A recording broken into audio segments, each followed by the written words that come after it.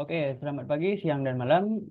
Kali ini kami dari kelompok 5 akan mempresentasikan penipuan online berkedok APK pada aplikasi WhatsApp yang dari Hukum Etika Keamanan Cyber. Next. Oke, di sini kami memiliki 6 anggota kelompok, yaitu Dias Sahabat Lulus Tonga dengan NIM 68, saya sendiri Ahmad Rizky Ardi dengan NIM 67, David Hamonangan Sirait dengan NIM 62, David Dimas Firza Ramadan dengan NIM 63, Hafiz Ibnu Zain dengan NIM 65, dan Indra Bayu Putranto dengan NIM 21. Next.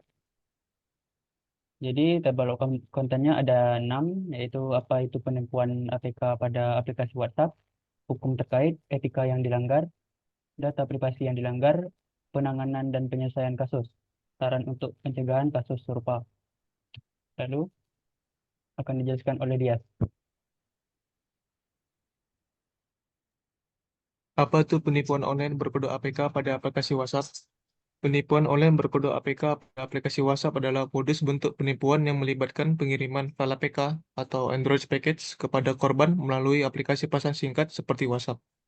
Modus-modus seperti ini, undangan pernikahan, pengecekan resip pengiriman paket, informasi perbankan, foto barang yang dibeli secara daring, cek data BPJS atau asuransi, dan lain-lain yang menyamarkan diri sebagai pihak resmi.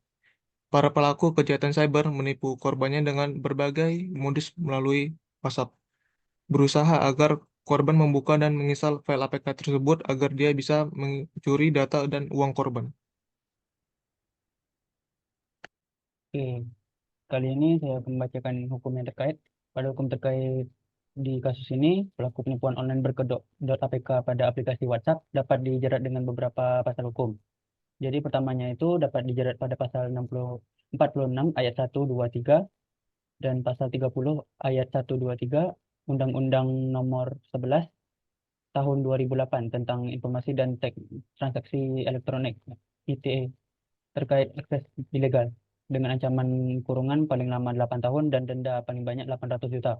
Lalu pada pasal 48 ayat 1, pasal 32 ayat 1 Undang-Undang ITE terkait modifikasi informasi dan dokumen elektronik dengan ancaman hukuman pidana paling lama 8 tahun dan denda paling banyak 2 miliar. Lalu pada pasal 50 pasal 34 ayat 1 Undang-Undang ITE terkait distribusi dan menjual sebuah ilegal dengan ancaman hukuman penjara paling lama 10 tahun dan denda paling banyak 10 miliar. Pasal 3, 5, 10 Undang-Undang Nomor 8 Tahun 2010 tentang tindak pidana pencucian uang atau TPPU dengan ancaman hukuman penjara paling lama 20 tahun dan denda paling banyak 10 miliar. Lalu sedangkan pelaku social engineering dikenakan pasal 45A ayat 1, pasal 28 ayat 1 Undang-Undang ITE terkait penipuan online dengan ancaman hukuman penjara paling lama 6 tahun dan denda paling banyak 1 miliar. Dan juga terakhir pasal 363 KUHP tentang pencurian dan pemberatan. Lalu next akan dijelaskan oleh teman saya. Etika yang dilanggar pertama ada penyalahgunaan teknologi. Pelaku penipuan ini menyalahgunakan teknologi untuk mencuri data dan uang korban. Mereka menggunakan berbagai modus melalui WhatsApp, berusaha agar korban membuka dan menginstal file APK tersebut. Ini melanggar etika dalam menggunakan teknologi karena teknologi seharusnya digunakan untuk mempermudah kehidupan manusia, bukan untuk merugikan orang lain. Yang kedua, pelanggaran privasi. Pelakuan penipuan ini melanggar privasi korban dengan mencuri data sensitif seperti kredensial, password, dan PIN. Informasi yang dicuri bisa meliputi foto, video, SMS, hingga akun mobile banking. Ini melanggar etika privasi karena setiap individu memiliki hak untuk menjaga dan melindungi data sendirinya. Yang ketiga, pemalsuan identitas. Pelakuan penipuan ini seringkali menyamar sebagai pihak resmi atau individu yang dikenal korban. Mereka menggunakan berbagai modus seperti surat tilang, undangan pernikahan, pengecekan resip pengiriman paket, informasi perbankan, foto barang yang dibeli secara daring, cek data BPJS atau asuransi, dan lain-lain. Ini melanggar etika karena setiap individu memiliki hak untuk mengetahui dengan siapa mereka berkomunikasi. Selanjutnya akan dijelaskan oleh teman saya. Baiklah, data privasi apa yang dilanggar terkait serangan APK ini? Pertama, pelanggaran privasi. Pelaku penipuan ini mencuri data pribadi korban. Data pribadi ini bisa berupa foto dan video yang tersimpan di perangkat korban. Perilaku pelaku penipuan ini dapat mengakses dan mencuri data ini setelah korban mengunduh dan menginstal file APK yang dikirim oleh pelaku. Lalu yang kemudian itu adalah data komunikasi. Pelaku penipuan ini juga mencuri data komunikasi korban. Data komunikasi ini bisa berupa pesan SMS yang tersimpan di perangkat atau kartu SIM di korban.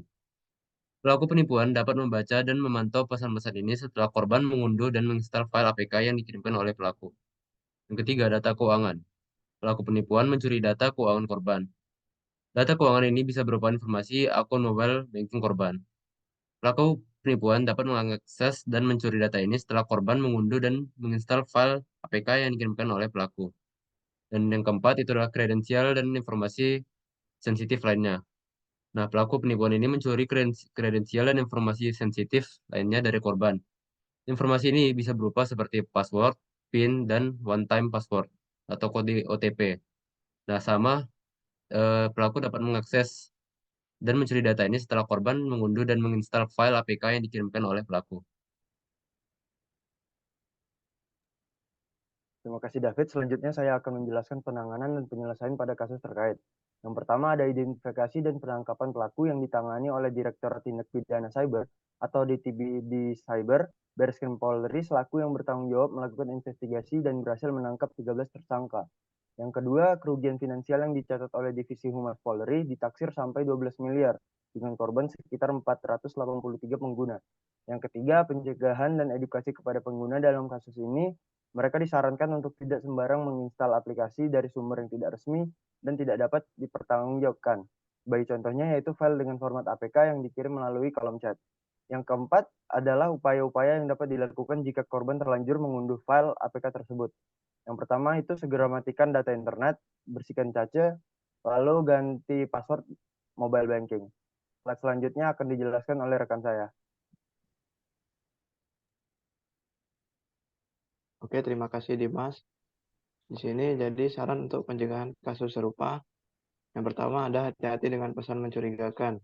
Jangan sembarangan mengunduh aplikasi ataupun mengklik link atau tautan yang dikirim melalui pesan WhatsApp jika mendapatkan pesan WhatsApp berupa permintaan unduhan, aplikasi APK atau permintaan lainnya yang mencurigakan jangan langsung diunduh.